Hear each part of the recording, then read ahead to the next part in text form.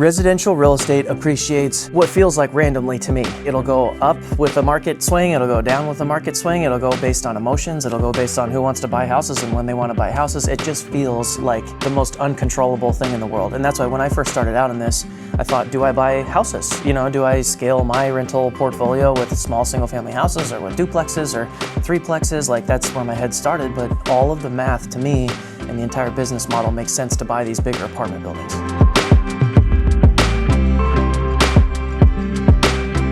When you get into 6, 8+ unit apartment buildings, instead of that market appreciation that people are used to with residential, let's call it 3% a year or whatever it is, right? And sometimes it's crazy if the market goes crazy, but also it goes down.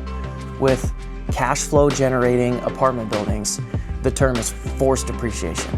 And you can't do that with a house. Like, you just can't force it. You can say, I'm gonna remodel the kitchen and this $40,000 that I put in the kitchen might give me $65,000 when I sell the house, but that is also just sort of a guess. Like, there's no actual math that supports that. With apartments, if we buy an apartment building that is collecting $40,000 a month in rent today, and we add $10,000 a month in rent to that over 3 years, that building is worth $1.5 million more than what we paid for it. Like, it's just math. Like the way apartments buy and sell, it's a net operating income calculation, it's a cap rate calculation, it's an expense calculation, that's it.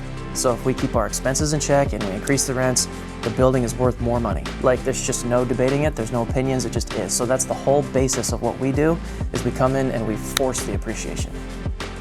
We're happy to meet with anybody that is even just curious. They don't need to be ready to go. Your agents don't need to do the selling. Your agents don't need to do the closing. They don't need to be the experts. Like, the point of this is to bring us in early and to have the conversation and start the relationship with the clients right out of the gate so we can help them get there. And we also don't need it to happen right away. If it's a relationship that this happens 2 years from now, that's completely okay with us.